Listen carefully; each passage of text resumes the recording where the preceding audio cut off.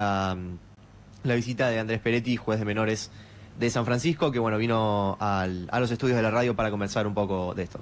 Buen día, Andrés, ¿cómo estás? Muy buenos días, Bruno, para vos y para toda tu audiencia.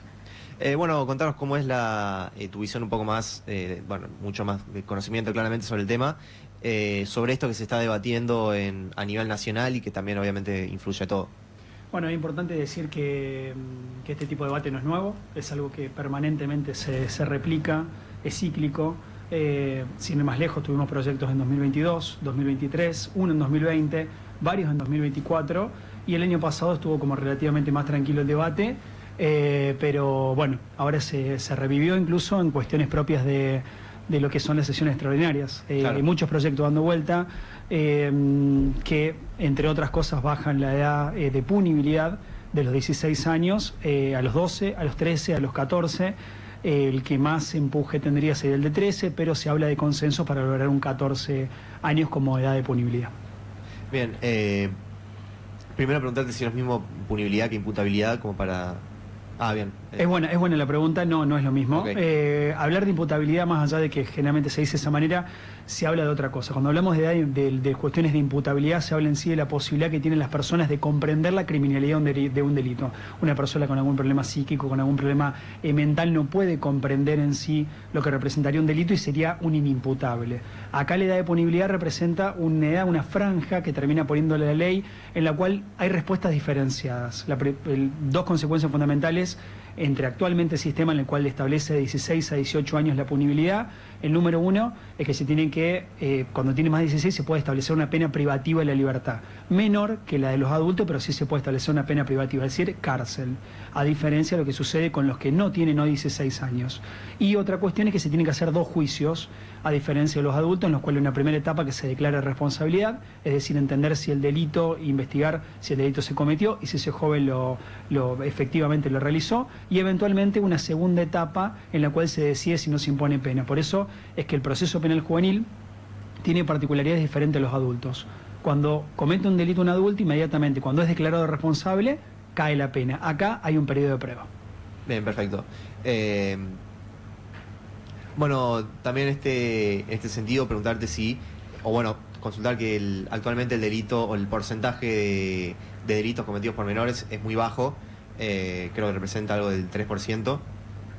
Y bueno, en este sentido sí, obviamente, primero preguntarte si es necesaria una reforma en o unos cambios y si este es el camino, primero. No hay ninguna estadística a nivel nacional que termine estableciendo que los delitos que cometen las personas menores de 18 años superen el 5%. En Córdoba particularmente el 3.3%. En provincia de Buenos Aires no llega al 2.5%, que son ciudades y provincias que son relativamente importantes a nivel de cantidad de población. Con lo cual no existe ninguna estadística que nos diga que los delitos que cometen los menores de edad superen el 5%, como una primera cuestión. Sobre la segunda cuestión, si es necesario o no es necesaria la reforma, es un debate que es muy largo, pero tenemos una ley que ya tiene más de 45 años. La ley es del año 1980, tiene solamente 11 artículos, pero hay que entender de que esa ley en esta situación propia se ha llenado, completado con tratados internacionales, con convenciones, con mucha jurisprudencia, tanto la Corte Suprema como nuestro Tribunal Superior de Justicia de la provincia de Córdoba. Los juzgados penales juveniles de la provincia y de todas las provincias han hecho adaptaciones a lo que es la ley. Con la ley, si bien es una ley vieja, tiene cosas modernas, con lo cual el tema del debate, si es necesario o no, podemos decir lo que sí, que se puede debatir. Lo que sí no considero particularmente necesario es una baja edad de punibilidad, porque el efecto que puede tener es completamente contraproducente y regresivo a la situación que se está viviendo actualmente. Bien, también hay un debate, o sea, es parte del mismo debate, pero en cuanto al número de la edad de punibilidad, en un principio se hablaba de 14, después de 13, y el día lunes, me parece, que Manuel Adorni dio una entrevista, si no me equivoco, en TN, hablando sobre el tema y dijo, bueno, veremos el número, si es 14, 13, 12, o sea, como que cada vez es menos. No creo que se apruebe este número, pero bueno, esto es algo que se está hablando y que parece que cada vez es menor. Obviamente hay que ver después cómo se aprueba, pero la intención es bajarlo mucho, parece. Cualquier decisión de baja es completamente regresiva y perjudicial para la situación que se está viviendo, pero lógicamente en este escenario, mientras más arriba estemos, es mejor. Bien. También preguntarte por la Convención sobre los Derechos del Niño, que preparando un poco la nota vi esto, que en una interpretación, el Comité de la ONU dice que no es recomendable imputar penalmente a menores de 14 años. Esto, corregime, pero está avalado por la Constitución Nacional. Si esto se aprueba, ¿no sería como una contradicción a la propia Constitución? Nuestro país adhirió no solamente a la Convención de Derechos del Niño, sino a muchísimos tratados internacionales vinculados con el interés superior del niño, particularmente la Convención es una, y lógicamente que existe una interpretación. Nuestro trabajo como juez y como jueza no podemos adelantar opinión que vamos a resolver eventualmente cuando nos toque un tema de estos, pero eventualmente ya existen ciertas tensiones que nos pueden llegar a indicar de que ante una determinada situación de este tipo de baja edad de punibilidad podría haber una tensión y violar un principio fundamental de derecho penal que se llama el principio de no regresividad. Eso significa que la situación actual tiene que mantenerse por lo menos, pero nunca perjudicarse la situación que está hoy, con lo cual la regresividad o la no progresividad puede ser un atentado constitucional. Perfecto. Y bueno, hablando un poco del lado de los que están a favor de esto, los más cercanos al gobierno nacional, que se habla de la frase delito de adulto o pena de adulto, y por ahí alguna persona que sufrió algún delito por parte de una persona menor de edad, o bueno, menor de 16 para ser más específico, y que pide que esto se cumpla. ¿Qué pensás sobre esa frase? Cuando escuchás esa frase delito de adulto o pena de adulto, ¿qué es lo que pensás? En primer lugar, cuando hablamos de las víctimas o de las familiares de las víctimas, nuestro trabajo como juzgado obviamente que es acompañarlos. Existe normativa específica que acompaña a las víctimas, y cada vez que llegamos a este punto, cuando nos toca estar con víctimas con familiares, con víctimas de delito cometido por menor edad, es un tema muy recurrente, el decir, bueno, ¿y qué pasa conmigo? ¿Quién me cuida? ¿Quién me protege? Y la respuesta es que el derecho penal está previsto para dar una respuesta, pero nunca, o en la gran mayoría de las veces, esa respuesta que da el derecho penal no es una respuesta que funciona como un bálsamo para las víctimas, no los ayuda en este proceso, sino que lo que hace muchas veces es hervir la sangre, generar mucho más veneno, porque el sistema está creado para otra cosa completamente diferente. Por eso es que existen alternativas que se llaman prácticas restaurativas, justicia restaurativa, en la cual realmente se le da protagonismo a la víctima. Históricamente la víctima, hasta hace unos 15 años, no tenía ningún tipo de participación en un proceso penal. Hará 15 años para adelante, tiene una participación, pero funciona en el marco de una visión, un acompañamiento, acompaña al fiscal, lo que se llaman los querellantes particulares, la figura de la querella, pero en realidad no tiene un protagonismo central. En el proceso penal el protagonista central es el imputado y eventualmente el procesado, más no las víctimas. Tiene un acompañamiento secundario. ¿Se le dio importancia? Sí la tiene, y hay muchísimas formas de dársela. Pero este tipo de prácticas restaurativas y de justicia restaurativa, que lo que busca es la reinserción social a través de determinados programas que ayudan a involucrar a la víctima también, tiene un tipo de respuesta muy diferente. Y la hemos vivido, tenemos experiencia en el juzgado permanente, no es una cuestión teórica. Permanentemente trabajamos con instituciones intermedias, la Iglesia, como bien dijo el obispo, está permanentemente presente, los merenderos, determinadas instituciones incluso de acompañamiento de madres adolescentes, que más allá de que pueden o no cometer delito, a lo mejor están en pareja con alguna persona que comete delito y esa persona no puede estar. Entonces hay un acompañamiento permanente y un tipo de soporte de cuna diferente. Estamos hablando con el juez de menores Andrés Peretti sobre el proyecto de baja de la edad de punibilidad, no imputabilidad, porque ahí supe que lo estaba diciendo mal, la baja en la edad de punibilidad. Preguntarte también sobre otra cosa que tiene que ver con esto y que recién hablabas, el tema de la reinserción, que es tan importante en todo delito, pero particularmente en los menores y en esto que se está discutiendo. ¿Qué lugar tiene la reinserción en todo esto? La forma de reinsertar, o en algunos casos, como decimos, de reeducar, o muchas veces de educar, porque hay muchos chicos que hemos tenido en el juzgado en el cual ni siquiera, eran analfabetos. A ese punto hemos tenido chicos que trabajan de esa manera, y estamos hablando de chicos que no tienen 5, 6, 7 años, sino que estamos hablando de chicos analfabetos de 16, 17, incluso hasta 18 años que hemos tenido. Esta idea de reinsertar o insertar, de resocializar o de socializar, o de reeducar o de educar únicamente, existen distintas alternativas. El creer que ese tipo de reinserción, de reeducación y de resocialización se va a dar en un ámbito cerrado como la cárcel, hay que hacer un asterisco muy importante y hay que tener presente algo.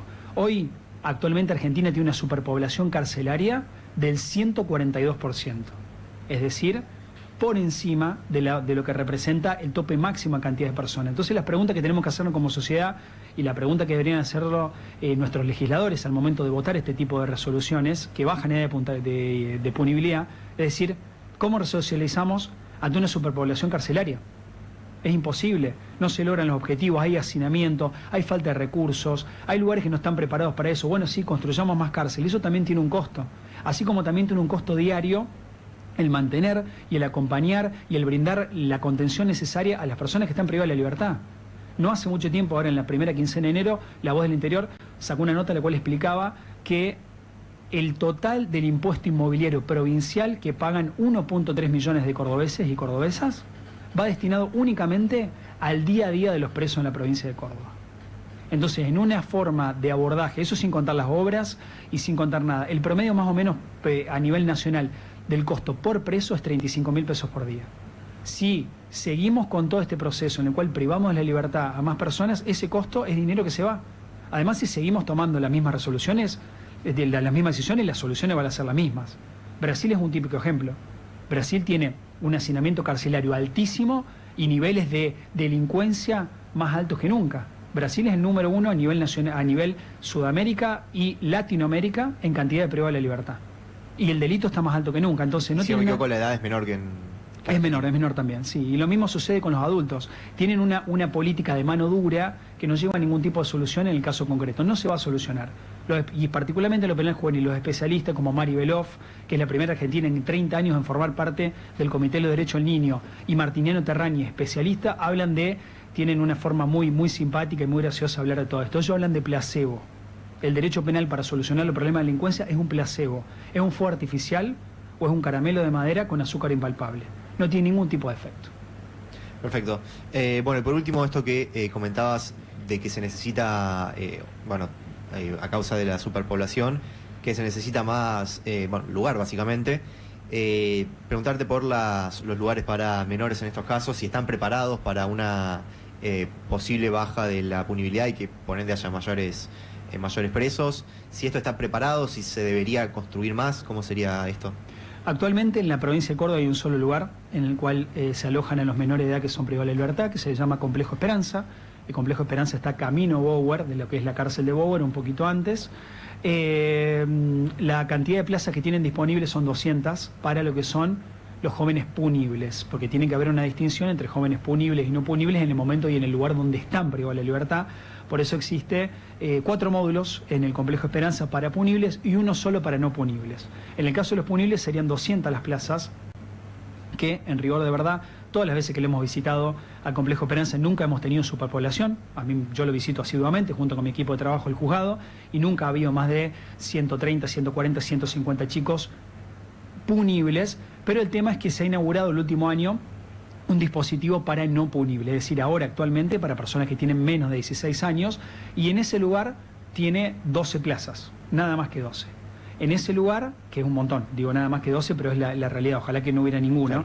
Pero en ese caso particular, las 12 tampoco han tenido, por lo que tengo entendido, superpoblación, pero sí es un número mucho más limitado. Existe un proyecto que ha salido también el año pasado por parte de la Gobernación de la provincia en crear un nuevo lugar, tanto de Complejo Esperanza, que se va a llamar Complejo Papa Francisco, y que va a ser parte en sí de lo que viene a ser la nueva estructura carcelaria a nivel provincial.